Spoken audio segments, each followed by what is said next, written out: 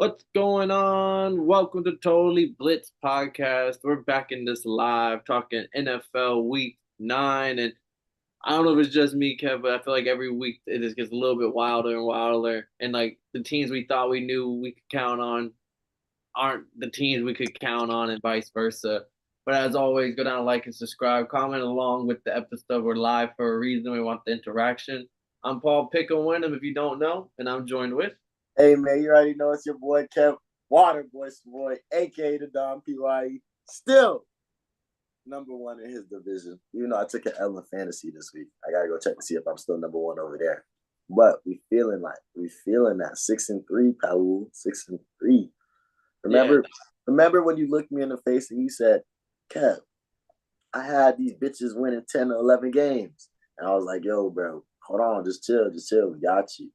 This is the energy that we've been coming with recently. Yeah, fucking. And I mean, the whole division didn't lose this week, but like the Panthers beating the Saints, I know it won't really matter in the long run because neither one is probably going anywhere. But it's like the best you could hope for. Like, yeah, ain't shit happen with the Panthers. Lose your first overall pick and beat the Saints. And it's got the Buccaneers primetime L. Like, yeah, Falcons. Fuck them niggas. But the fucking ears. But that was a good game. I low-key didn't even know they went into overtime. I was like literally, I woke up, I fell asleep in the middle of at the end of the third quarter because I had to do homework and shit. So I woke up to do my homework and I'm just like listening to them talk shit. And I was like, 30-20. Niggas went to OT. And motherfucker, they didn't let that boy Jim Baker get the ball. I love to see it. Yeah, a few Buccaneers fans mad about that rule and everything, but if it was playoffs, it wouldn't matter. But yeah, like fucking, you know what the rules are in the regular season. You know how that should be. Just don't let them score. Because I know damn well the Bucs would have got a walk-off touchdown first drive. They would have been saying the same shit. Don't let us score. You don't want it to happen. Hey man, some niggas is 6-3. Some niggas is 2-7. Hey man, it be like that sometimes. I know. We'll make it down the list. We'll call them out as we get there. Shit, I know I can't say nothing because that's where we're opening it up at. It was a battle. This is what I felt like it was supposed to be. Oh, what's up, Kev? I forgot the number super quick while I was that. There was a reason why I said that like that. You know there are 8-2 and 7 teams right now. No, I didn't know it was 8-2. I know Yeah, there's a lot of like bad teams. It's like an insane amount right now because you said that and I was like, oh shit, the Dolphins are one of them. No, we're 2-6. We're 2-6, but yeah. we're right there. We just happen to have a bye. There's a lot of 2-win teams right now, kid. It's anybody's game. Yeah, there's 9 2-win teams right now. I just counted. The Seahawks are last in their division, and they're motherfucking 4-5. I know this is the division shit. That's how that should be sometimes. I'm not gonna. But they've been number one for fucking like what 9 weeks in a row, 8 weeks in a row. And it's like who's number one over there now? The Cardinals. Like, okay, who'd have thought? Like that's the team sitting in number one, and the other two teams are still 500. Don't get me wrong, but it's like 5-4. Who would have thought? Bro, shit is fucked up right now, and I love it. Yeah, but going back to one of the 2-win teams, which happens to be my Miami Dolphins. We lost to the Bills. It was a good game though, 27-30. Bills 7-2. I felt like this was the fork in us. Like this was, you only have so many straws left where you can finally say, we're not technically out of it, but we're out of it. Like we played a great game, We got the interception. Yeah, it was kind of fluky with like the pop up and everything, but I mean, we got the interception. Our offense was able to move, maybe not all game, but we definitely put some drives together. And then also Tyler Bass hits the career long fucking record breaking Bills, right? Like a 61-yard field goal to win the game. And yeah, I can only throw my hands up. I'm not even in disgust because we didn't have a bad game. I can't sit there and be like our offense didn't do shit, our defense didn't make a stop, and it's like we played a great game, and it still wasn't enough. Like that's why to me it's a straw that broke my back. I was like, bro, we gave it our best shot, and it was still got spat on. I would not take that on a chin fall. I'm taking that as disrespect. Like me as a Dolphins enthusiast, even though I picked the Bills. I watched the game, and I know the only reason why the Bills won that game was because Jordan Poyer got the pass interference. Y'all Yeah, stopped the motherfuckers 3 times. Like if Jordan Poyer doesn't get that pass interference, which I think it was kind of a crazy ass pass against your old team, like if they don't get that pass interference, he doesn't even get anywhere near that. get And the we're punt, laughing at the Bills for bad clock management to get in the fourth. Because and I then we get really the liked ball y'all to back. get the Yeah, ball back and kick a field goal. but that's what I say. I can only throw like I was literally like, yeah, that one particular play did piss me off in the moment because it was like, yo, it was third down. Like this is the one thing you can't do. You know this is what they're looking for because it was, well, even right before that, wasn't it 3rd and 12, and then we get the offsides or something, and then now it goes to 3rd and 7, and then Jordan Poyer, and it was like bad penalties here and there. Fucking Mike McDaniel was fucking so mad in the moment when that happened. That's why like if you continue to string bad games together, I can at least sit there and be like, okay, this is a bad team. Now I'm sitting here like, okay, even if we win 90% of the rest of our games and we go 500 and we miss like the playoffs, like and now we're picking at pick 15, I'm not gonna be happy. I'm like, this is such a fucking. This is not what the season was supposed to be, and I like now I just kind of got to bite that bullet. I mean, Tua looked good. Run game looked pretty good. Even the Chan getting involved in the receiving game looked good. Chop Robinson, he was the one that got the encroachment on to make it 3rd and 7 instead of 3rd and 12. Yeah, like it was just we kind of shot ourselves in the foot, and you can't do that on the road. Oh no, man. I expected y'all to get y'all ass beat over there in Buffalo. And y'all at least showed me something. I don't there's no such thing as a good loss in the NFL. But I think everything that happened in the game can be coached out of the team. And y'all can still finish the season strong. But that's just me. Maybe it's because I'm used to being a Falcons fan and I just care about it. And I'm I'm on always your mindset. I'm on But like Boston Connor vibe. Like let's get a top 5 pick. Well, hey, fucking what's the running back? Gentry, the one that's running like 200 yards a game. Yeah, you're a Miami Dolphin now. Welcome to the Dolphins. yeah, I can respect it. But no, I think y'all played exceptionally well. Jalen Waddle did amazing. Yeah, I don't know. I have nothing but good things to say about them. I don't even remember what the Bills did. Like I was watching the game on the car right back from Tennessee, and I'm like, Bill Reddy, why do they keep showing me Dolphins highlights on this red zone? Yeah, I mean, I can't be mad at the performance. I was mad at the result. If that makes Yeah, sense. yeah, I can respect that right there. But hey, man, we got to do it. Tyler Bass will kill him every time. But fuck him. He missed the fucking extra point, I believe, earlier in the game. Like that was the other part. But yeah, but the thing is, he missed the extra point, but made the field goal, and then the kick. So I was like, that's because Pat was like at least if he didn't make that field goal right there, I don't know what the fuck his nose, what mindset he Coach, would have walked up to for the 6th year. facts. Keep it pushing. Onto the highlights. Kev, 27-21. What's the record again? If they ain't hear it. 6-3, bitches. And not Stephen A, but the Cowboys move on to 3-5. Terrible season for them all around so far. Dak getting hurt in the third quarter completely cooked my overs for him. But on the bigger picture, he might miss a few weeks. Cooper Rush is looking like he's going to be the starter for the next couple of weeks. Hamstring injury just got paid. And Kirk Cousins, I mean, didn't go for 300, but throw for 3 tutties. Kirk Thuggins, 2 for 2, 3 touchdowns. Yeah, the offense is looking good. Bijan, and then I love just like Alligator. I feel like in other offenses, they're like, yeah, we got Bijan. Like even though Alligator was a 1,000 yard rusher, solid rusher the year after, is like kind of gets phased out. Like there is no phasing out Alligator. Like this is the Falcons offense, and they're true to them. They're similar to the Lions, where they're just true to themselves. Like this is us. This is what we do. Yeah.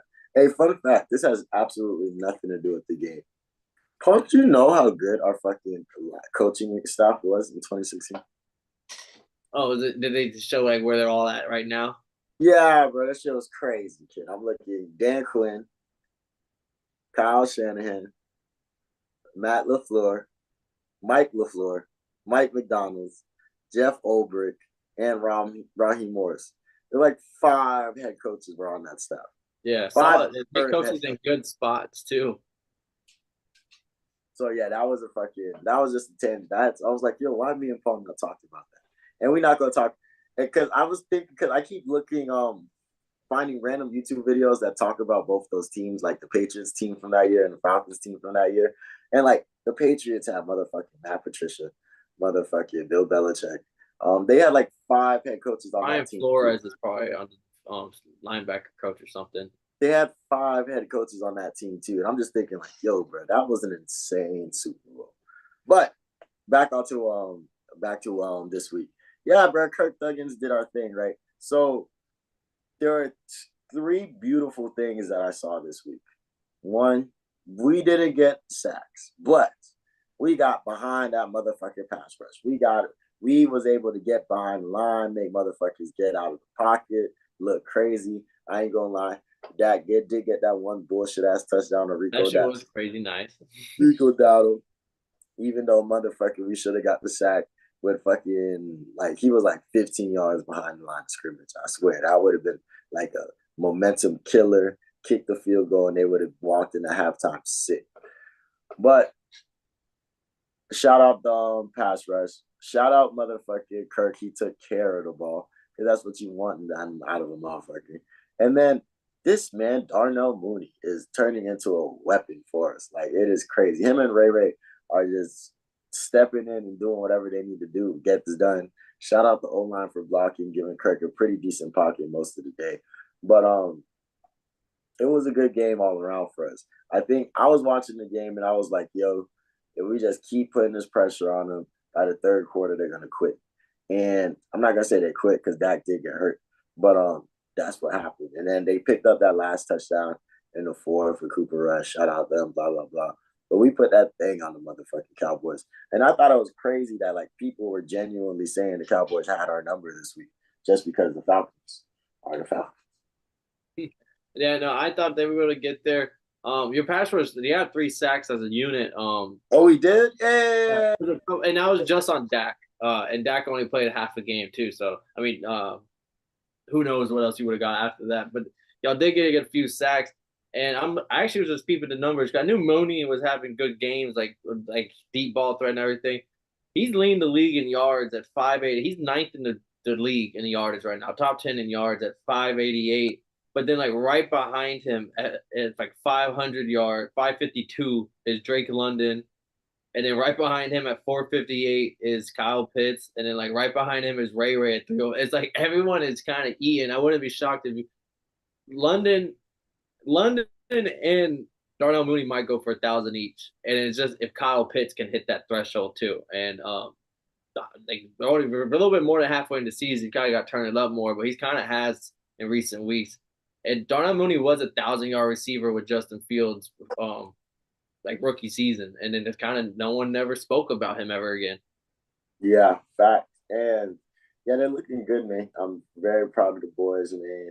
I want to give out some hella respect to Zach Robinson because he's the way our offensive coordinator, the way that he's making this offense mesh very, very well. And Rom in the defense, he's telling the boys, "Hey, get back there, man." Judon came back to life. And you know, it's funny.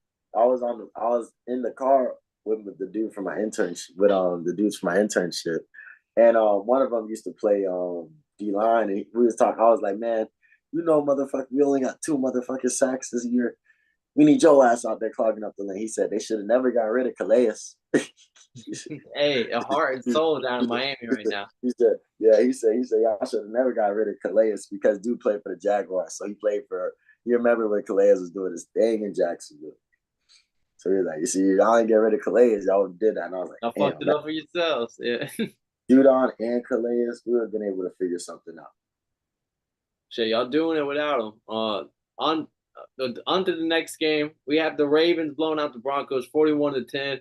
I told you this is gonna be a throttle. This was gonna be like, yeah, it's a 9.5 point spread. I would take it because I think the Ravens are gonna come here to smoke them.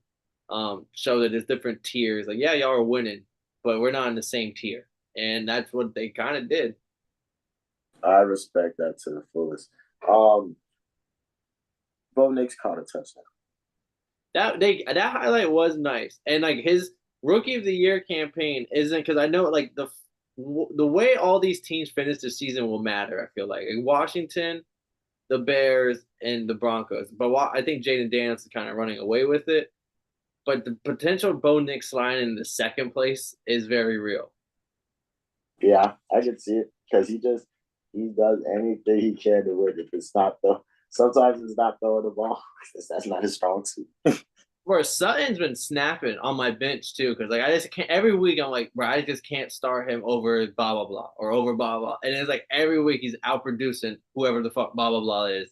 And like this week I see he had like 20-something points, passing touchdown, 100 something yards, 7. I was like, fuck, Sutton is just doing it all over there. Don't forget that boy used to play quarterback in college. But yeah, so shout out them. But hey, the Ravens came and put that thing on him. Derrick Henry, he's already at a fucking 1,000 yards. Like, how does that work? Right. How many touch? Because I'm trying. I know he has 11 rushing touchdowns, but how many receiving does he have? 12. Yeah, he has 13 total touchdowns on the year right now. Like That shit is crazy. And this is what happens when you can't stack the fucking box against them. and then Zay Flowers, 127, 2 touchdowns. If you look at his last 5 games, it's 111, 132, 11 yards, and then 115, 127. So 4 out of 5 100-yard games. I found it funny because, like I said, 127, 115, 132, 111, and then 11 yards. And somebody was like, I want y'all to take a guess which game I bet on. I was like, that's how that should be. That's funny as fuck. But nah, Jay Flowers, I'm so sick that I couldn't get that trade done in fantasy because I agreed to it and everything. And then the motherfucker was like, nah, I want you to Gibbs. Nigga, what?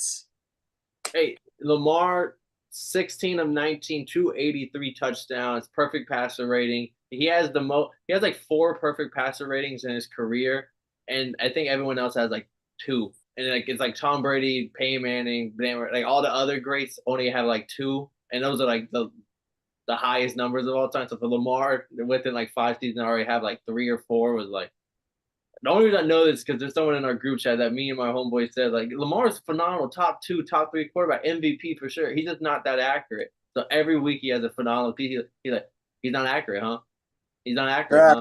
So I'm keeping up to date with Lamar. Like, yeah, this is MVP season. Like, he might go back to back. It's gonna him and Goff, and there's gonna be a couple other cases, but it's gonna be hard to time. You gotta have to pry it from Lamar's dead hands if you want to give it to somebody. I think Goff is gonna finish number 2, but it's gonna be Lamar. As of right now, it's Lamar MVP, Derrick Henry offensive player of the year.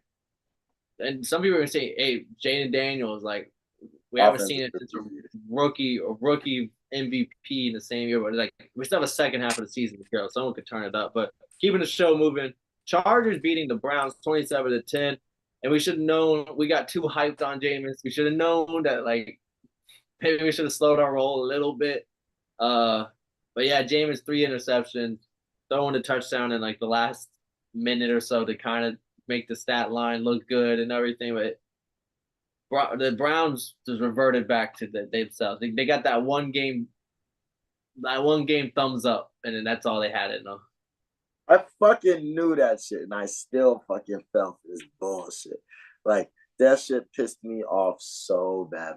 Because you're looking at these interceptions, and you're just like, who the fuck is he? Like, Shannon Sharp said it best. Shannon Sharp said, Shannon Sharp took his glasses off. No, let me turn it up real quick. Nigga took his glasses off and said, Ocho, I want to see, just for one day, he said, I've never wanted to be a man before. Nobody else. I didn't waste time. I wanted to be my brother. But nobody else that I ever want to be in nobody else's shoes. Never. I just want to, for one game, I want to see what Jameis sees. So I could tell him, like, yo, Jameis, that nigga doesn't have the same jersey as you. Like, bruh, in 100 games. This motherfucker has 102 picks. How He's does on that the work? bench. What? Nah, bro. And the worst part is they're all in the second half because like it was 20-3. First drive, first out of half, interception. I was like, God damn it, Jameis. Okay, we get the ball again. And he throw another one. Like, bro, what the fuck, Jameis? We're trying to come back, Jameis. Jameis, we're trying to win this game, Jameis. And he does that to he's like, what? You ain't got no backup. What are y'all gonna do? I'm the last man standing. Like, I don't know, bro. Yeah, we should have known. Like I said, this was like we. I felt like I may have oversold the dream a little too much. I may be partially to blame on this. Right. I know Kevin Stefanski was pissed. Like he's just looking like, bro, there's nobody worth turnovers. Give me Deshaun back. But Watson, but I know Watson was fucking licking his lips watching this game. I fucking told you. Welcome to my life. But shout out the fucking Hardball Chargers the though. boys. So I am no longer picking against the Chargers. Just know every week I'm just going to pick the Chargers. Why? Because anytime I pick against these niggas, they prove to be one of the best defenses in the league. Justin Herbert proves to be one of the most patient passers in the league. And for some reason, their O-line blocks like a motherfucker. So I'm no longer choosing against the Chargers for the rest of the season.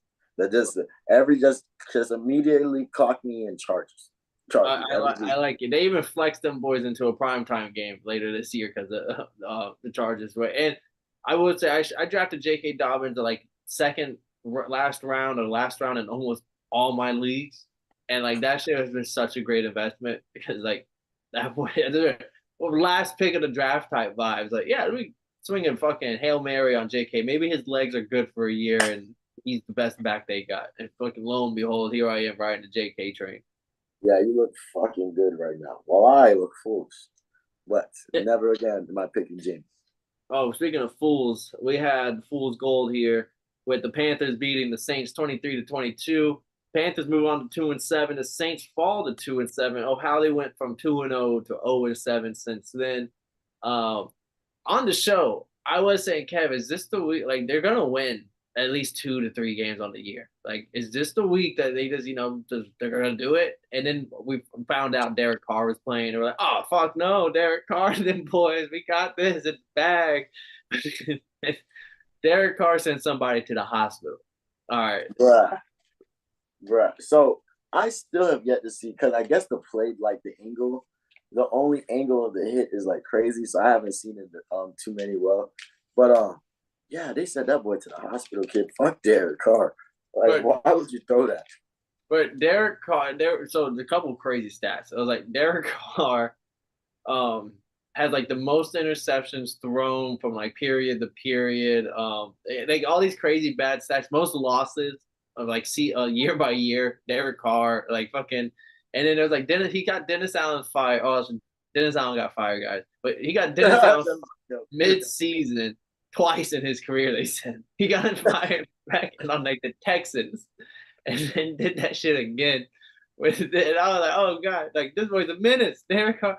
Not only sending people just throwing hospital balls, as they call them, because that's what it was. That's when like Tom Brady was talking about like there's certain balls you can't throw, but just because of nowadays rules, quarterbacks still throw them and get the PI call.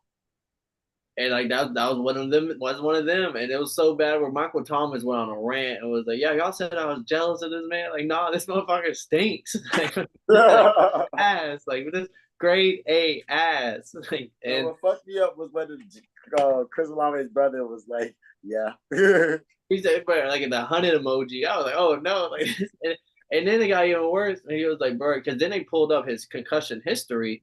And it was similar to like Tua's. Like he has an extensive in the last 2 years, a whole bunch of concussions. This one was very bad. Like visibly, we could see how bad it was. Like Tua, so it was like the great, bigger microscope to it. And then he was like, "Yeah, maybe he should not like play anymore." And then the brother responded, "Not in New Orleans." And I was like, "Oh, okay." Like, okay, that boy is out of here. Like, yeah, we're not playing in New Orleans no more. We'll see what happens. Dennis Allen got fired, so that's something that we know concrete truth. Chris Olave, Purse, do you my guy? Derek Carr, you're on thin ice.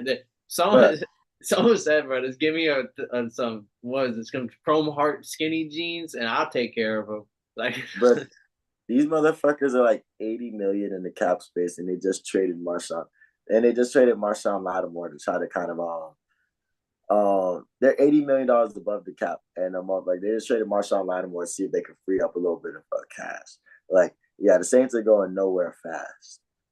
but yeah, and they're attached to the hip. We're starting to see this is the ramifications of like the Tom Brady, Matthew Stafford effect. Like Tom Brady, Matthew Stafford, vet QBs, go to teams, they win Super Bowls in very quick times. Other people see that, like, fuck it. Watson, give him the money. Russell Wilson will give him the money. Derek Carr will give him the money. We just need that vet leadership. Falcons looking good, but we're seeing it in other places. It's like this could go bad south, and you're attached to the hip. Nah, fact. But Cam Hayward, like, did you see motherfucking Cam Hayward?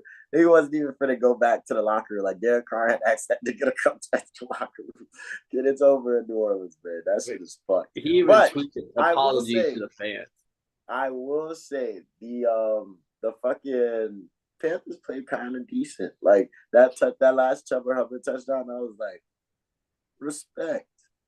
No, bro, that's a good win. All right, keep pounding, as Marcus says. But Oh yeah, keep pounding. it's not good whenever one team loses to a team and if immediately they're firing the coach. Everyone's talking about how can you lose to that team? Like that's not a good look for your franchise either. Bro. That's like losing to a girl at recess. Like you're, it, like that. And it's like, yeah, y'all got a dub. Don't get me wrong, but like you're not. This is how you want to be looked at. Like you got to win. Everyone should be clapping, applauding right now for y'all boys. I don't know. It ain't good. That's worse than the Gatorade. Yeah, bro. I don't know. It's like similar to like whenever you would say like I don't want to play you in 2K if you're not playing as hard as you can because like what do I get out of this? Like you beat me at or I beat you at half strength or you beat me at half strength or what the fuck? This is a lose lose. That's what it is with the Panthers. That's real now. Then we had another ass whooping, which was kind of close. Bengals 41, Raiders 24. We're going into halftime 17-10. It's a ball No game. way. Yeah, it was a ball game at halftime, bro. We're saying No way. That's Bengals corners couldn't cover Jacoby Myers. Brock Bowers is getting kind of loose. Zamir White scores that 1 yard touchdown. But then the second half was Joe Burrow. What did he throw? Like 5 touchdowns this game? Yeah, 5 touchdowns. Chase Brown RB1, and he's receiving touchdowns too. Like yeah, like they turned up and just didn't look back, and the Raiders just couldn't keep up. They didn't have a gun big enough for this fight. Yeah, I respect it. I mean, yeah, I thought this was a blow. I didn't even know it was close to the beginning. I was getting notifications that Desmond Ritter was playing this shit. Yeah, no, they came out first drive of the game, scored the opening touchdown was the Raiders, and then they kicked the field goal. Like it's 10-10, and then the Raiders scored that touchdown before half. And then it's like, oh, Raiders with the Bengals. And you're like, okay, 17-10 is a ball game. But then yeah, no, Garner only threw for 100 and something yards. It was second half was complete annihilation. Dookie chicks. But yeah, man, Joe Beasley. I mean, I don't. Everybody's saying that this is the game that they start catching steam. I don't know. We'll see. I outlined it after the Ravens game. I said, bro, they got the Giants, the Browns, the Eagles, Raiders. I was like, the Eagles is the only one in that game that's like 50-50. The rest are winnable games. And they lost that Eagles game. We won that one. But it was just like, yeah, they're 4-5. They do got the Ravens on deck next though. So don't count your chickens right now. That does not sound fun. And then the Raiders right now, I think they're in a rebuild mode. People they were not trying to say they're rebuilding, and then like this year showed them that yeah, y'all motherfuckers are rebuilding. Over slow y'all roll. Nah, they said they're not giving Max Crosby away for nothing either. I'm like, damn. Yeah, holding him hostage. Yeah. Nothing? Because you know the Falcons got some bread from Max Crosby. He tweeted out like I'm not going nowhere, hashtag Raider Nation for life, but he did the like acronym, so it's RN for life. And people are looking at that RN like, what do you mean by that? And then someone showed like the the SpongeBob the circle around them and the fucking fish come out. I can't say no. Raider Nation. Then next game, Commanders beat the Giants 27-22. This wasn't a ball game. Commanders were up, and then fourth quarter, last 2 minutes, they throw that Theo Johnson touchdown from Daniel Jones. They bring it within 5, but Commanders do what good teams do and put the game away. They get the first downs necessary to grind that clock out. But it wasn't by any means a perfect game for the Commanders. The Daniels had a good game, run game. Eckler wasn't there. I think Brian Robinson was out for this game too, so that might have also affected them a little bit. But they look good. I mean, solid showing. I would like this is they looking like a mature team. I mean, I heard that this is like Daniel Jones' first time throwing a touchdown in MetLife in like 1,000 days or some shit. Yeah, fucking terrible. So shout out them boys, and then I guess them boys finna go to Germany, but niggas, but I know we gotta talk about this next week, but niggas said that next week's game is the Giants versus the Panthers in Germany, and they said that's single-handedly gonna kill all NFL motion in Germany. It will never be invited to another game in Germany after that. They said y'all better double book Brazil next year. But back to this game, right? So Jaden Daniels, shout out the boys, they got the W and everything. But yeah, the Giants just are a good kid. Like I thought they were gonna. I really was shook. I was like, Daniel Jones does get one every year against the Commanders, and it's like but not this year. Like, Different squad now. New sheriff in town. yeah. And the other thing I was gonna point out was fucking he had the touchdown and he ended at halftime. What a touchdown. It was like 4 for 6 for 0 yards and a touchdown. It was an insane stat line. That's crazy. Then we have our next game, overtime, one of 3 this week. Titans beating the Patriots 20-17. I'm not gonna lie, Kev, we're split on this. I took the Titans. I said they'll find a way to win. They did find a way to win, but oh boy, was I rooting for fucking Drake May and the Patriots, especially after that no seconds on the clock touchdown. We're going to overtime, bitches. I fucking love the play before that to get them even that close. Like I want to say he threw that bitch up top, and they took that bitch 30 yards to even get closer to get even in the realm to score.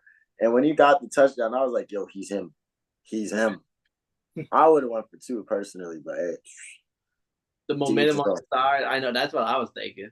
I'm going for 2. I'm going fuck that OT shit. But we didn't get here often. We might as well capitalize. Motherfucking, but shout out Mason Rudolph and the boys for getting the W. I mean, this says they gave away D Hop, so you kind of had the idea that this team was trying to get rid of, start selling, and it was going to turn into a dumpster fire. But once you took Will Levis out that offense, like they looked like a capable franchise. Yeah, Tony Pollard, 128 yards on the ground. Calvin really can be a wide receiver 1. Tyler Boyd can be a wide receiver 2 in any offense as well. Yeah, offense looked good. There was a couple of turnovers on good drives where I felt like the Titans were shooting themselves in the foot, which allowed this to be more of a ball game. And they took care of business in overtime like they needed to. Bigger note is that these are 2 teams that are going to be fighting for top 10 picks. So like this is going to have ramifications on. I know Patriots fans are like fucking static that they lost this game in the long term because if we both have the same record, which they do right now at 2-7, who's going to have the better pick come later the next year? Franchise, I'm not the team don't give a fuck about that, but the fans sitting back at home are like, yeah, this ain't that bad of a loss. Yeah, we like those. But nah, yeah, but shout out Drake May, because when he took that bitch in overtime, I low key, if I could jump out my seat, I would have.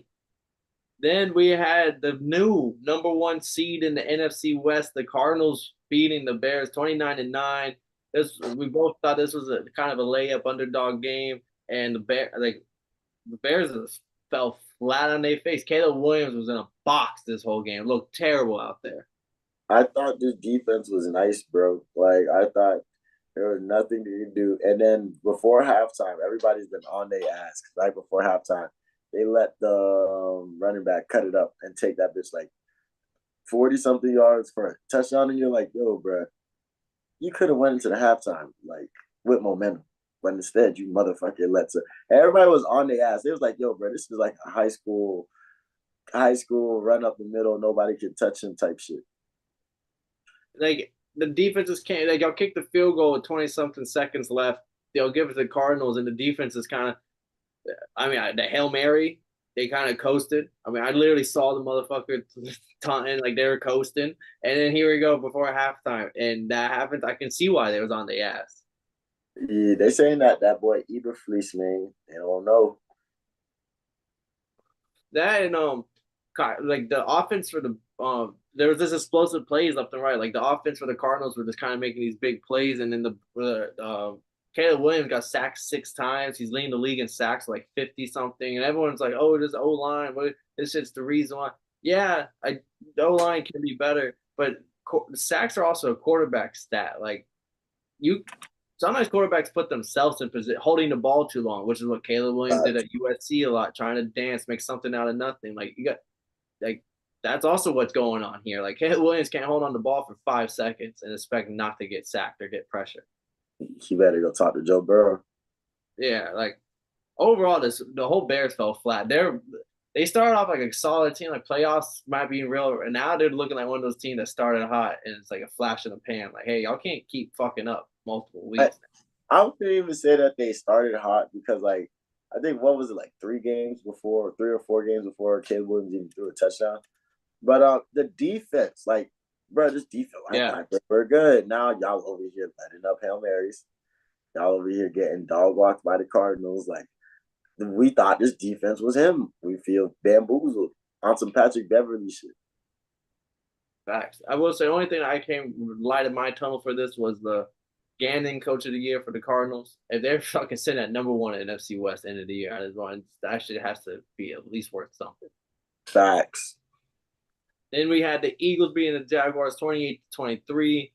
Some people will say it wasn't a close game until the late in the game, but like to me, it looked like the Eagles were trying to give this game up. Like fucking you can say whatever the fuck you want, but there's no reason the Jags because all of a sudden like the Trayvon Walker fumble touchdown, like it went from blowout to holy shit, this is a ball game fourth quarter. Eagles, y'all fucked up. Jags can win this game. Facts.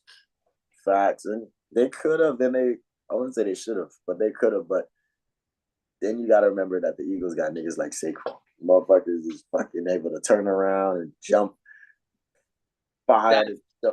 That shit was insane. That's that's probably gonna be crazy. play of the year. That's probably gonna be play of the year. Like this, But that wasn't the same play, and that the fact this play happened in the same game is gonna overshadow the Devontae Smith touchdown, where he just fucking like Garrett Wilson that bitch like snagged up the air toe tap. I didn't think he was in at first. I was like, there's no way he could the way from the full speed angle. I was like, there's no way he controlled possession, caught that bitch, and kept it. No, there's no shot. that boy And is so I'm like, cold. oh fuck, never mind. And that was the fourth quarter touchdown that like kind of all right, let's chill out, guys. Like we can't lose to the Jags. Like, and before that, they were looking like kind of fishy. But yeah, Saquon was filthy. Any question about if he's still him or anything like that, like this year is just shattered that. Nick said that Saquon was on the team 2 years ago. Jason Kelsey would still be playing football right now.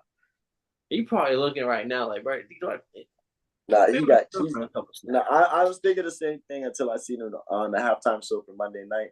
Oh nah, he getting his bag right now. He's on some Bill shit. He Big chilling. brother. And He shout out chilling. Jason Kelsey. He broke that fan's phone for calling his brother a certain name I can't repeat on the podcast. And people were trying to, Mm-hmm. oh, how can he do that? Bitch, you say something, there's ramifications. You're lucky you didn't get Facts. smacked in the mouth. Facts. Fuck him.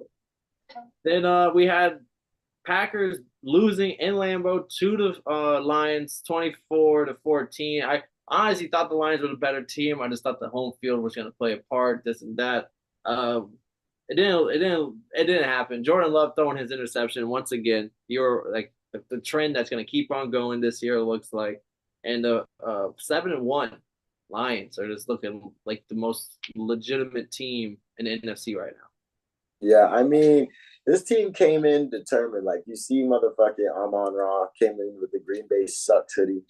Like Yeah, you, yeah, he you did. love this. You love to see that. You love to see the energy that they're coming in ready. Nobody's our friends. We're coming in this bitch to go to war, and we're coming in this bitch ready to fight. So shout out this team that's just playing, and they're playing so well on all three sides of the ball and complimenting each other so well. You can't really fuck with them boys. And one thing, the interception I think was not only is it bad, but it's just like it was right before half. It's 10-3. You throw the pick six, now it's 17-3 going into halftime. That like talk about momentum crushers. Like that was a big one to me because then you're just into like fuck it, we're just gonna like kind of kill this clock. Let's just go to halftime. Like fuck trying to even score anymore. We just need to get out of here, go to halftime. And from there, the the offense what was like they got down to the red zone multiple times, and then like 4 and out got the didn't get convert.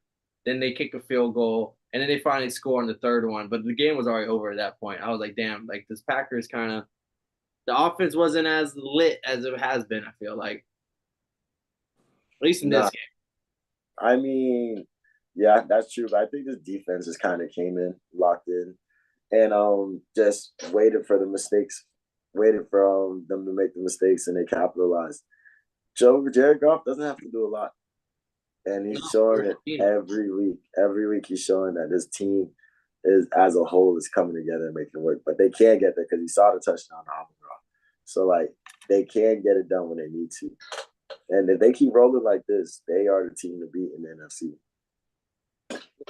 We had the other two, the second of the three overtime games. Rams beating the Seahawks in Seattle 26-20.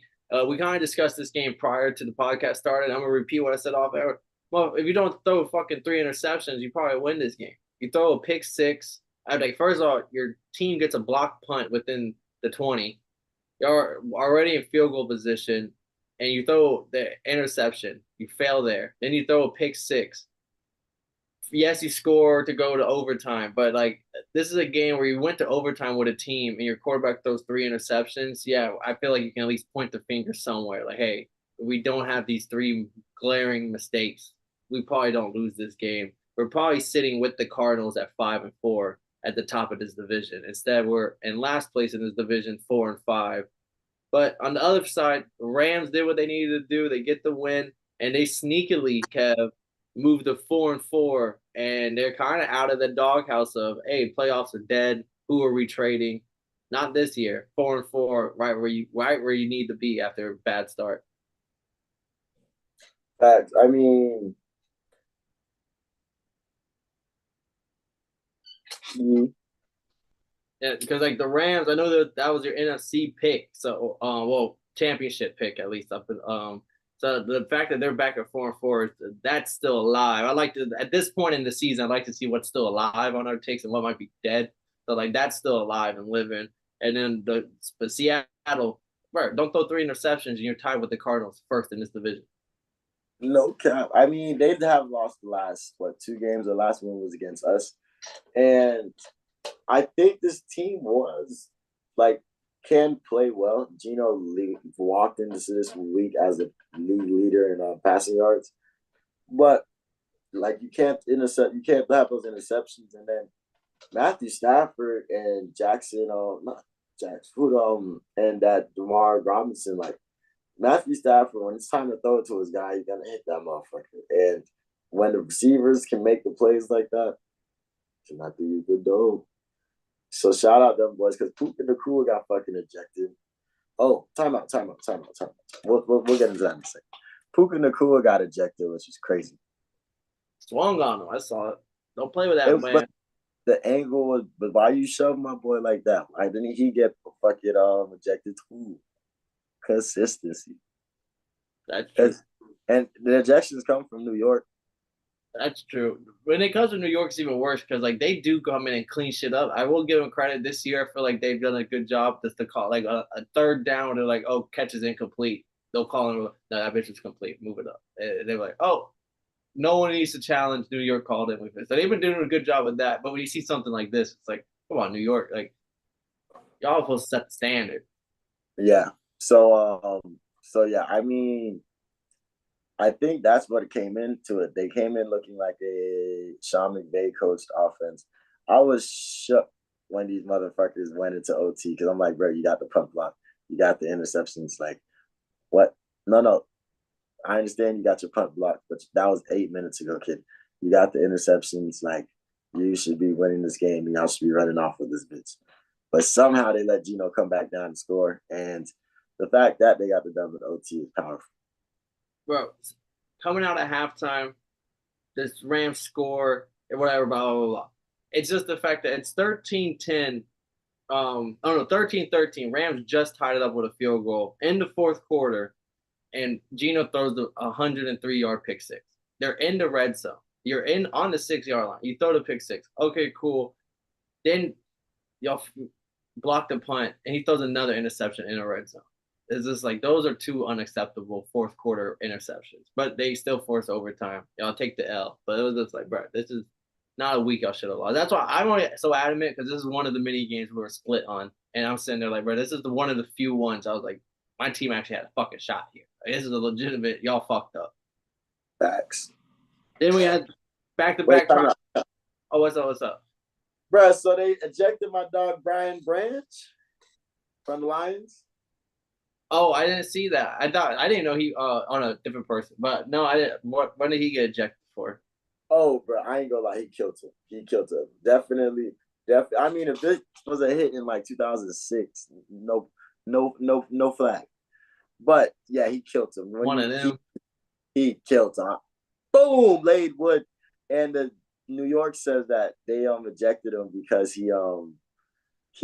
they said he had enough time to change the outcome.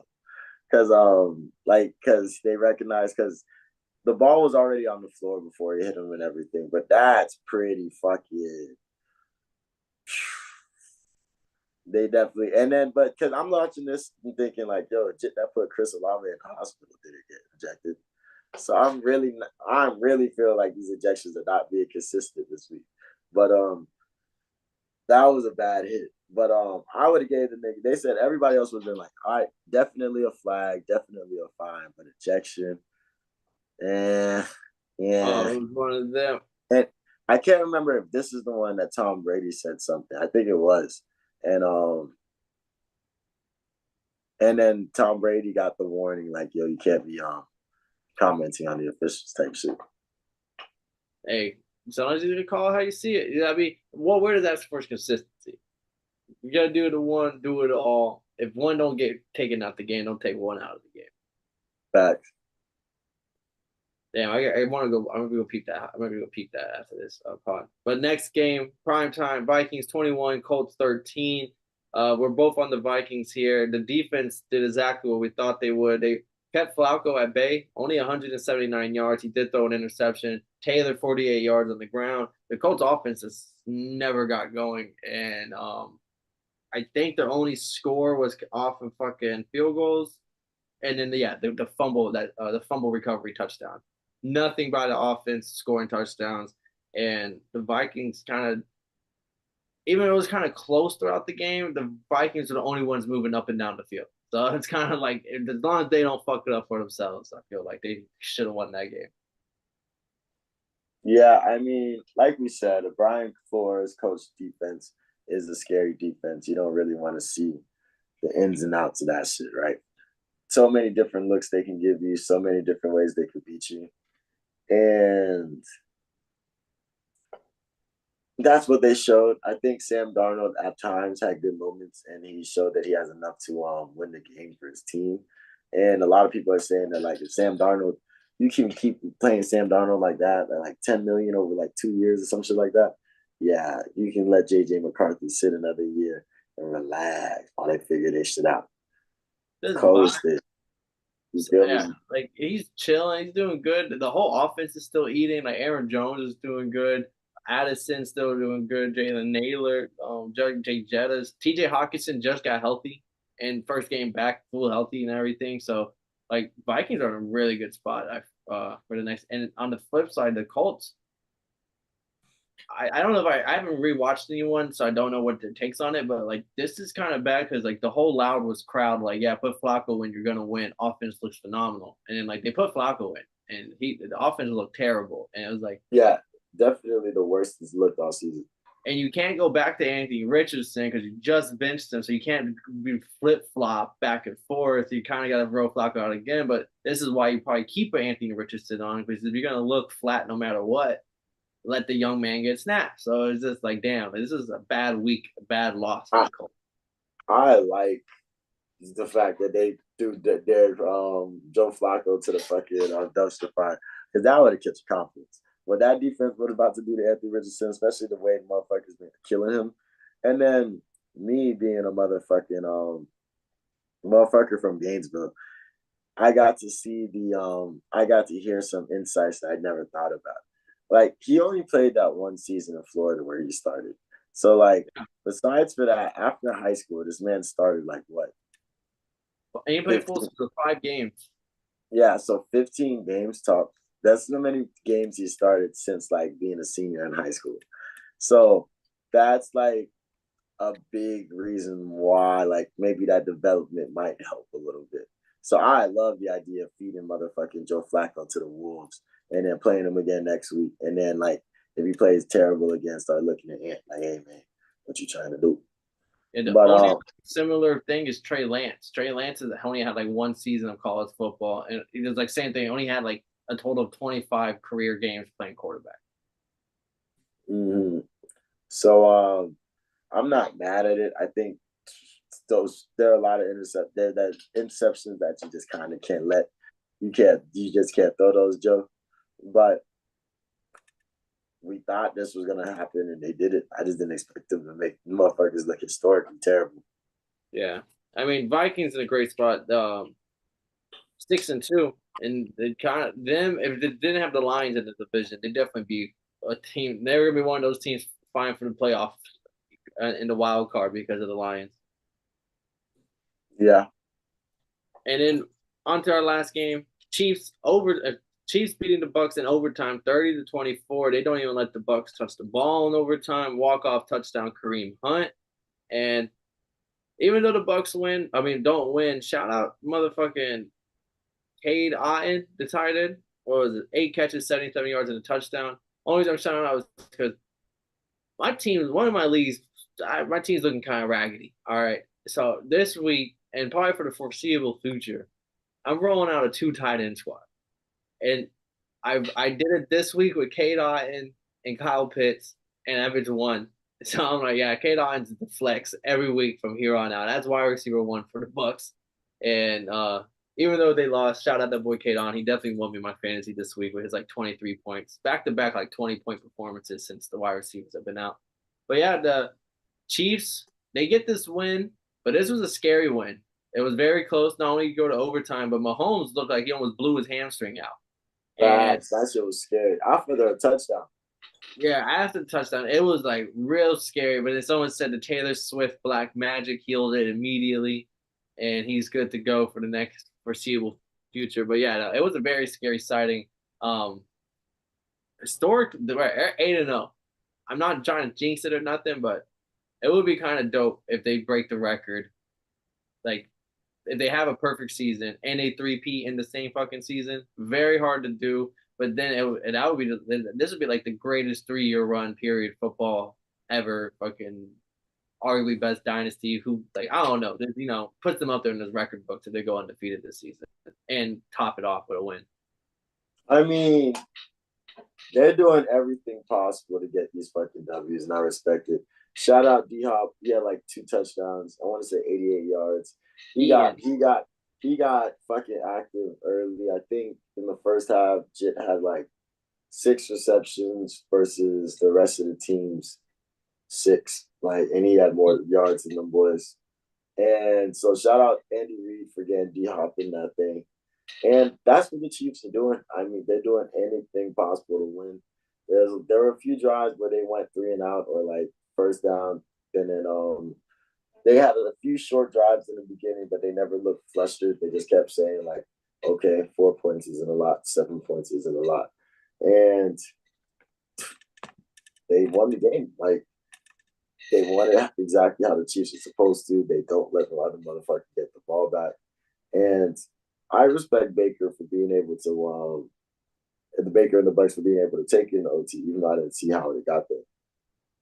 Yeah, the offense wasn't really doing much in the second half, and then they get that one more that last drive in, and they 10 plays, 71 yards in 2 minutes, and that's exactly what they needed. That's why people are saying if they got the ball, who knows what happens? Because like they did put together one really good drive. They looked like they moved up like right down the field quick, um, forcing overtime. But I mean, everyone knows with the Chiefs, you're gonna have to win that coin toss in the regular season. You hope you're gonna beat them because give Andy Reid just one drive to score some points, and that man's gonna cook it up. Yeah, I mean, shout out the motherfucking Chiefs. The Bucks